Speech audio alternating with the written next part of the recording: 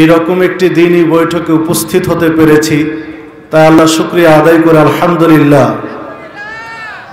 দরুদ ও সালাম বর্ষিত হোক রাসূলুল্লাহ সাল্লাল্লাহু আলাইহি ওয়াসাল্লামের প্রতি। আপনাদের সামনে কোরআন মাজিদের দুইটি আয়াত, রাসূল সাল্লাল্লাহু আলাইহি ওয়াসাল্লামের একটি হাদিস পেশ করেছি। এর আলোকে আজকে আমার আলোচনার বিষয় বর্তমান যুগের সন্তান লালন পালনের সমস্যা ও পিতামাতার কর্তব্য।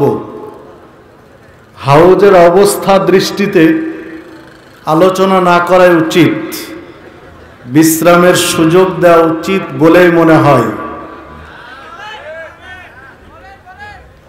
আপনাদের বিশ্রামের সুযোগ দেওয়াটাই যৌক্তিক আমার কাছে মনে হচ্ছে, যে অবস্থা আর কি। তো যাই হোক, উপস্থিত কিছু ভাই জেগে আছেন, তাদেরকে মাহরুম করতে চাই না। পাশাপাশি বহির্বিশ্বে আমাদের এখন আমাদের রাত 1:30, 1:30।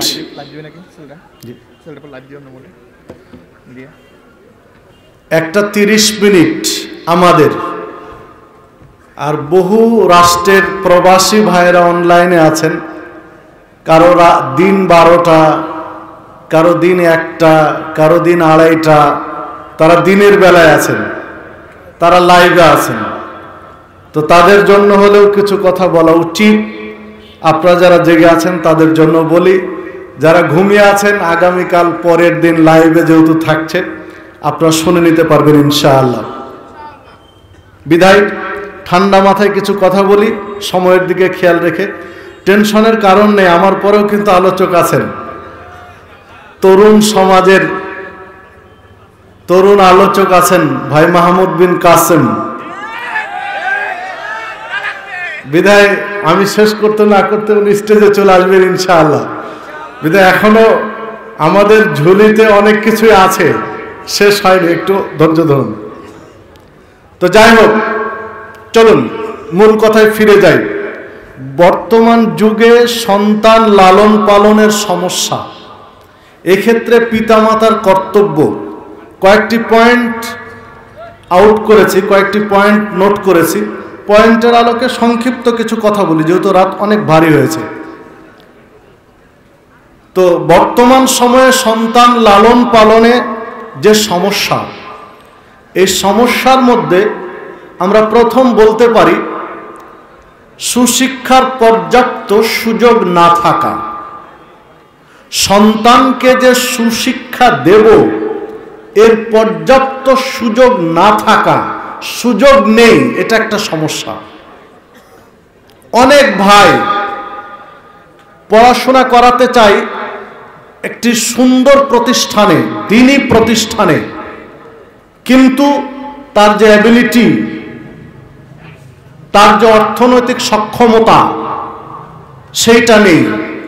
অথবা পরিবেশ তার অনুকূলে নয়, বা দূরত্বের কারণে ছোট বাচ্চা প্রতিষ্ঠানে দিবেন সেটারও সুযোগ নেই।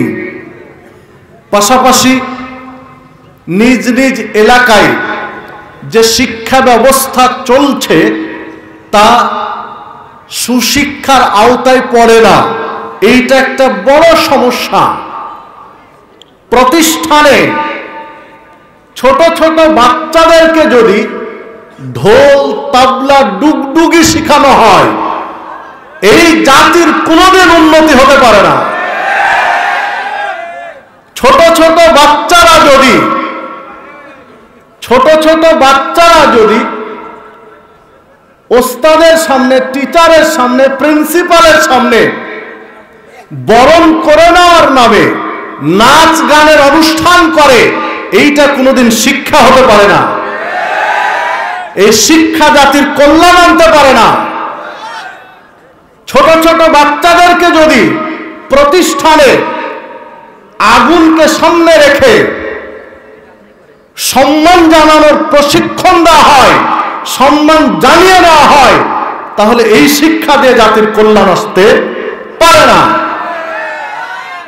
এইভাবে যদি আপনি একটার পর একটা খেয়াল করেন, তাহলে এই সুশিক্ষার অভাব এইটা বর্তমান সময়ে সবচেয়ে বড় সমস্যা সন্তান প্রতিপালনের ক্ষেত্রে। বাস্তবতায় একজন ভাই ডুকরে ডুকরে কাঁদছেন তার সন্তানের দিকে খেয়াল রেখে। কেবল স্কুল লেভেলে পড়েন, পড়াশোনা করে স্কুল লেভেলে পর্নোগ্রাফিতে আসক্ত। অনেক লম্বা কাহিনী ছোট্ট আপনাদের সাথে শেয়ার করি। পর্নোগ্রাফিতে আসক্ত কেন, কোথায় পেল? যখন একটু ভালো করে জিনিসটা যাচাই করার চেষ্টা করছেন, তখন এই সাপ্লাইগুলো হচ্ছে তার বন্ধু বান্ধবদের কাছ থেকে।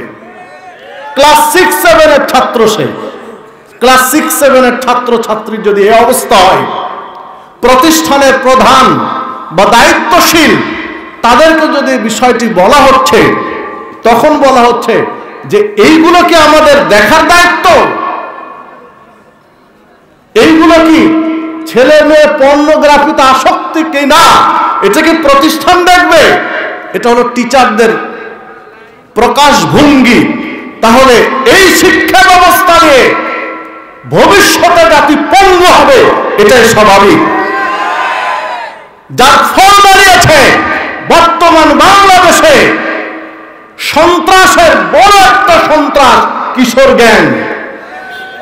কিশোর গ্যাংয়ের আতঙ্কে বর্তমানে বহু সমাজ ভীত সন্ত্রস্ত রয়েছে, ঠেকানো যাচ্ছে না কিশোর গ্যাংকে। এটা কিসের কারণ? সুশিক্ষার অভাবের কারণ। আপনাকে আমাকে এই পথ থেকে ফিরে আসতে হবে। বাবা মার যেটা কর্তব্য, সুশিক্ষা নিশ্চিত করতে হবে। আল্লাহ রাব্বুল আলামিন বলছেন, ইন্নামাল ইলমু ইনদাল্লাহ, নিশ্চয় ইলম, জ্ঞানের উৎস হচ্ছেন আল্লাহ। আল্লাহর পক্ষ থেকে যে জ্ঞান আছে, এই জ্ঞান দিয়ে জাতির, জনগণের, দেশের, সমাজের, ব্যক্তির কল্যাণ হবে, অন্য জ্ঞান দিয়ে হতে পারে না। আল্লাহ রাব্বুল আলামিন ইসলামের সূচনাই করলেন যে বাক্য দিয়ে, ইকরা বিইসমি রাব্বিকাল্লাযী খলাক, পড়ুন আপনার প্রভুর নামে যিনি আপনাকে সৃষ্টি করেছেন। পড়াশোনার মূল টার্গেট হবে স্রষ্টাকে খোঁজা, রবকে চেনা। সবারই তো উপস্থিতি, কিন্তু আজকে আপনার আমার সেই চিন্তা নেই, সেই ফিকির নেই, সেই বিশ্লেষণ নেই। আজকে ইংরেজি মিডিয়ামে পড়ানোর জন্য একটা সন্তানের পিছনে যেই পরিমাণ খরচ করে, একটা সন্তানকে ভালো অঙ্ক শেখানোর জন্য যে পরিমাণ ইনভেস্ট করে, একটা সন্তানকে বিজ্ঞানের সাবজেক্টগুলো শেখানোর জন্য যেই পরিমাণ অর্থ বিনিয়োগ করে, আমার সন্তান, আমি মুসলিম, আমার ছেলে মুসলিম হিসেবে মুসলিম জীবন আদর্শ গঠন করবে, এই ক্ষেত্রে আপনার আমার খরচে নেই, ভূমিকাও নেই।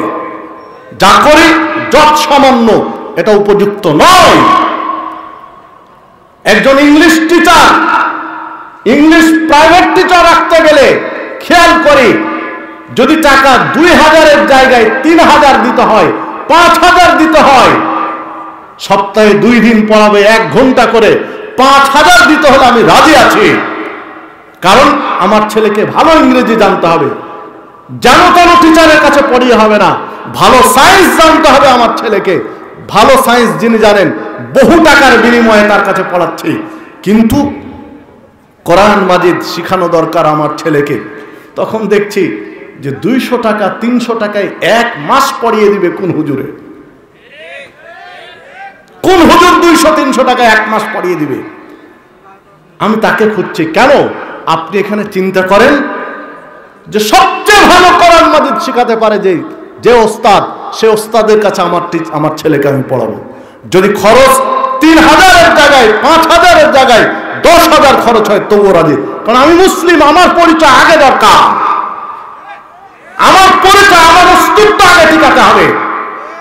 অস্তিত্ব টিকিয়ে তারপরে তাকে ইংরেজি শিখাবো, অঙ্ক শিখাবো, গণিত শিখাবো, সায়েন্সের সাবজেক্ট শিখাবো, শিখার অসুবিধা নয়, তবে নিজের অস্তিত্ব ঠিক রেখে।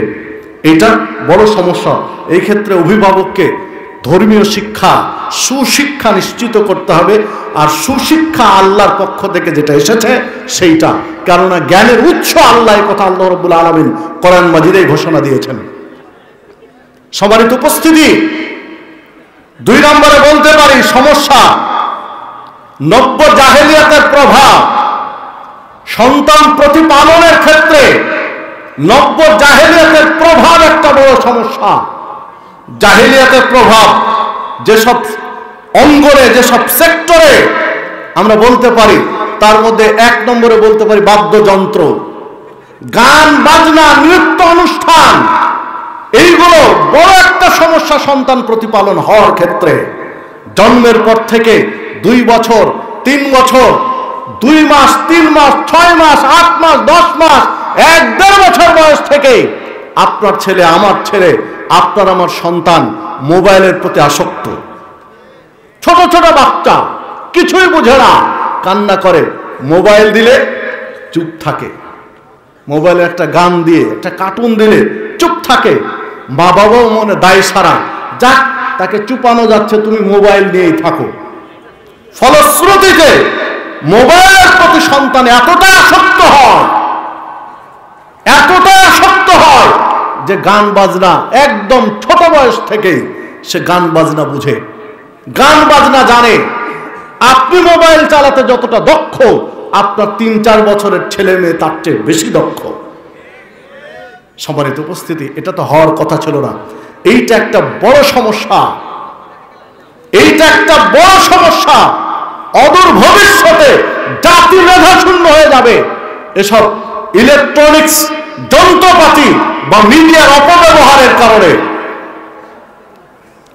আধুনিক বিজ্ঞান যারা শ্রুতি শক্তি, কানের ভিতরে যে পার্টস গুলো রয়েছে, যন্ত্রপাতি রয়েছে কানের ভিতরে যে পার্টস গুলো, আল্লাহর পক্ষ থেকে যে সূক্ষ্ম সূক্ষ্ম জিনিসগুলো রয়েছে, এগুলো নিয়ে যারা গবেষণা করছেন তারা বলছেন, কোন ব্যক্তি যদি গড়ে 8 ঘন্টা করে 2 বছর, গড়ে 8 ঘন্টা 2 বছর ইয়ারফোন লাগিয়ে কিছু শুনে, তাহলে তার অর্ধেক 50% শ্রুতি শক্তি, মানে শোনার ক্ষমতা নষ্ট হয়ে যাবে, অর্ধেকটা নষ্ট হয়ে যাবে।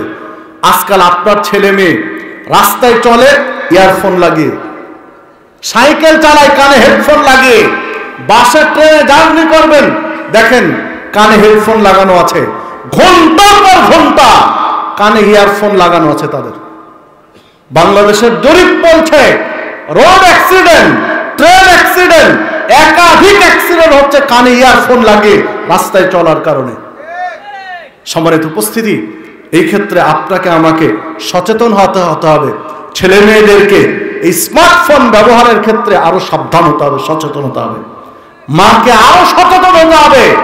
বাচ্চাকে একটা স্মার্টফোন দিলে তাকে সামলানো যায় সহজে, সামলানো যায় সহজে, ঝামেলা করে না, তাকে খাওয়ানো যায় সহজে। তার হাতে স্মার্টফোন দিয়ে খাওয়াচ্ছি, জি না, তার স্থায়ীভাবে ক্ষতি করে দিচ্ছি, যেটা মা বাবা খেয়াল করছে না। দেখুন, অনুরূপে আরেকটি সমস্যা, নেশা জাতীয় দ্রব্যের ব্যবহার, যেগুলো জাহেলিয়াতের প্রভাব। স্কুল পর্যায়ে, প্রাইমারি স্কুল পর্যায়ে পর্যন্ত ছেলে মেয়েরা নেশা আসক্ত।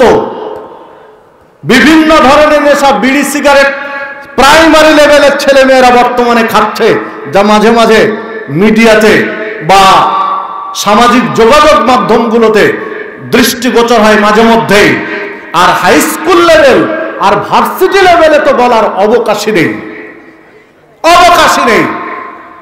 সম্মানিত উপস্থিতি, দেখুন, আপনি বিশ্ববিদ্যালয়ে, যে কোনো বিশ্ববিদ্যালয়ে যান, ছেলে এবং মেয়ে, ছাত্র এবং ছাত্রী ভার্সিটি লেভেলে কি পরিমাণ নেশায় আসক্ত সেটা আপনাকে বলে বোঝানো কঠিন। তো এই ক্ষেত্রে সন্তান প্রতিপালনের ক্ষেত্রে নেশা জাতীয় দ্রব্যের বিস্তার একটা বড় সমস্যা। নাম কস্তে সিগারেটের প্যাকেটে লিখে দিয়েছি সংবিধিবদ্ধ সতর্কীকরণ, ধূমপান স্বাস্থ্যের জন্য ক্ষতিকর, ধূমপান হৃদরোগের কারণ, ধূমপানের অপর নাম বিষপান, ধূমপানে স্ট্রোক হয়। এই কথাগুলো লিখে দিয়ে একদম গ্রামে গ্রামে, তৃণমূল পর্যায়ে, দোকানে দোকানে বিড়ি সিগারেট সাপ্লাই দিচ্ছি। এই ধরনের ধাপ্পাবাদী স্লোগান পরিবর্তন করে স্থায়ীভাবে এগুলো নিষেধ করতে হবে। জাতিকে বাঁচাতে চাইলে, ছেলে মেয়েদেরকে বড় করতে চাইলে, ভবিষ্যতে পঙ্গুত্ব মরণ দেব না করে আপনার ছেলে মেয়ে, এইটা যদি চায়, তো প্রশাসনে যারা রয়েছে তাদের অনুরোধ জানাবো এই সস্তা স্লোগান বাদ দিয়ে স্থায়ীভাবে নেশাজাতীয় দ্রব্যকে নিষেধ করুন। দেখুন, এই নেশাজাতীয় দ্রব্যের সাথে আসক্ত হয়ে কোনোদিন জাতি উপকৃত হতে পারে না, কল্যাণের হতে পারে না। পাশাপাশি সহশিক্ষা বড় সমস্যা। ছেলে মেয়ে একসাথে পড়াশোনা করছে, আল্লাহ রাব্বুল আলামিন বলছেন ইদা সাআলতুমুহুন্না মাতান ফাসআলুহুন্না মিন ওয়ারাই হিজাব।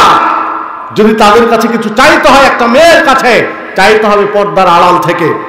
রাসূলুল্লাহ সাল্লাল্লাহু আলাইহি ওয়াসাল্লাম জারির রাদিয়াল্লাহু আনহুকে বলেছিলেন, যদি কোনো নারীর দিকে চোখ চলে যায় তাহলে চোখ ফিরিয়ে নিবে, দ্বিতীয়বার আর তাকাবে না।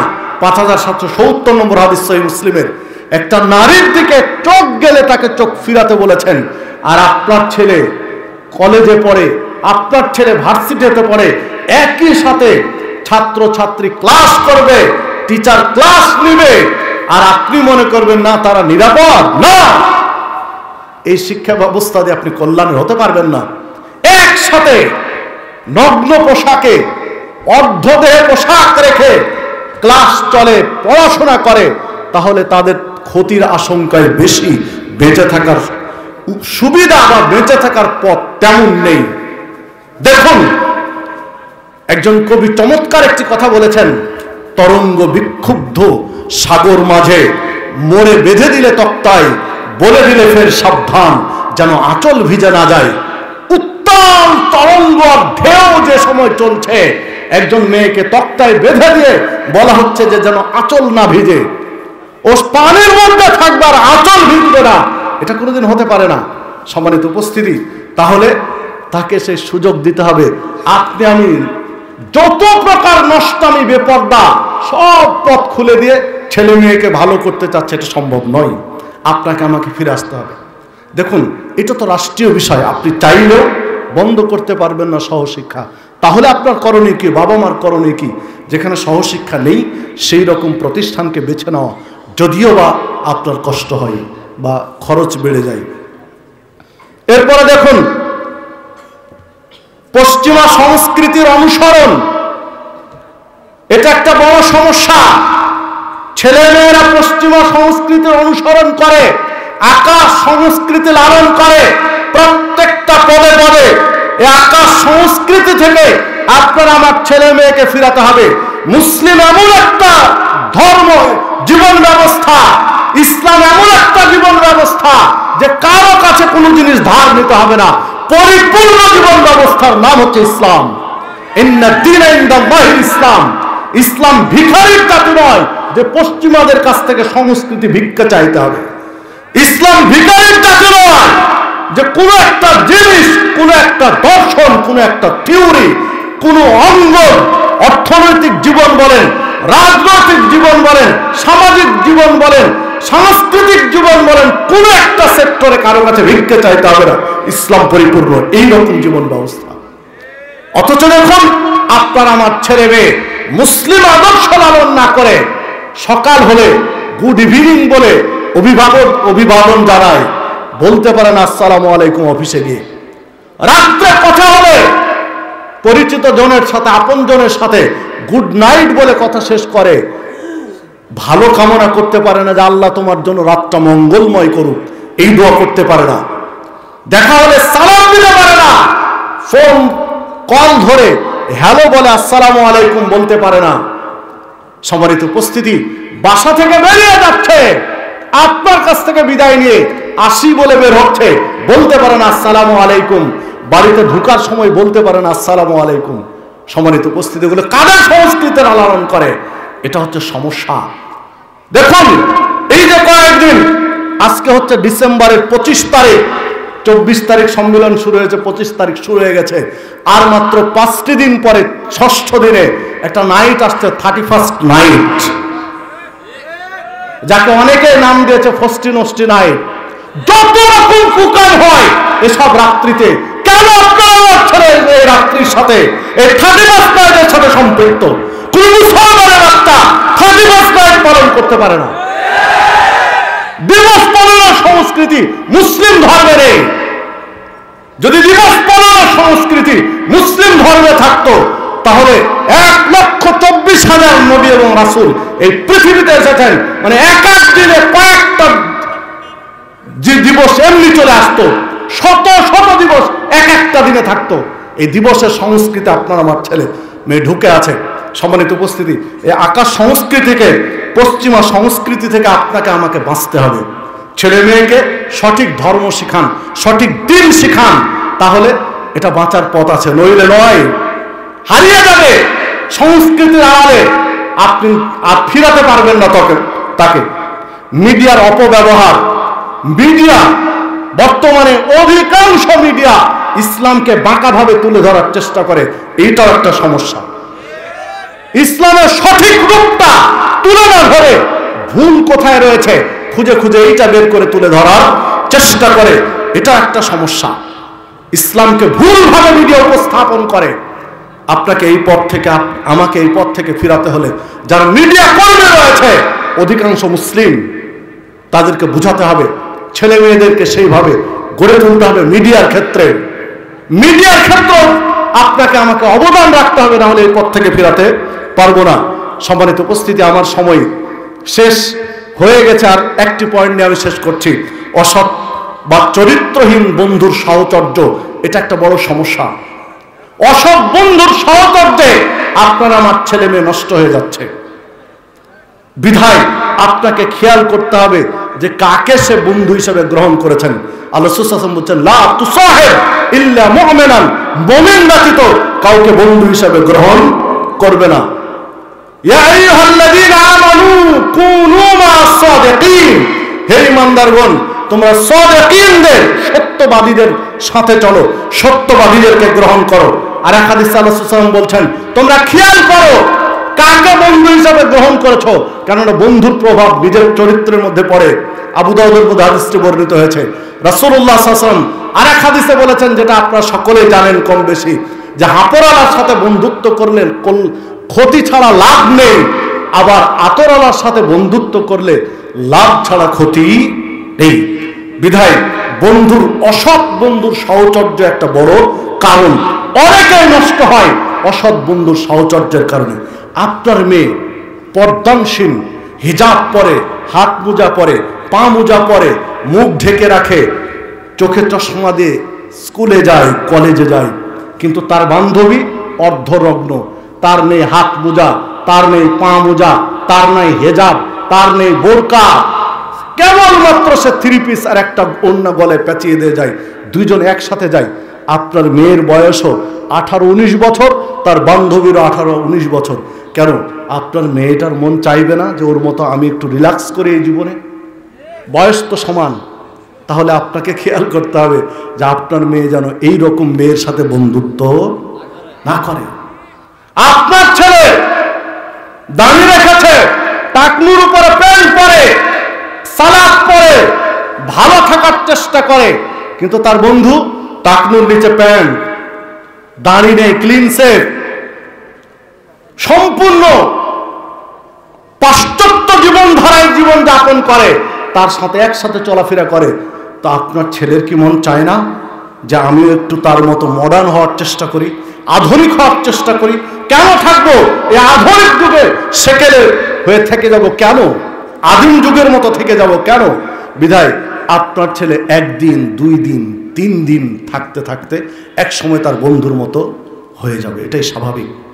বহু বন্ধুদের দেখেছি ভার্সিটি লাইফে পড়াশোনা করতে গিয়ে, কওমি মাদ্রাসা থেকে দাওরা হাদিস পাস করে ভার্সিটির বারান্দায় পা দিয়েছে জুব্বা পরে, সুন্দর দাড়ি নিয়ে, আর মাস্টার্স পাস করে বের হচ্ছে একদম ক্লিন শেভ করে, টাকনুর নিচে প্যান্ট আর শার্ট পরে। এটা চোখে দেখা কাহিনী আপনাকে বলছে। বিধায় আপনাকে সাবধান হতে হবে।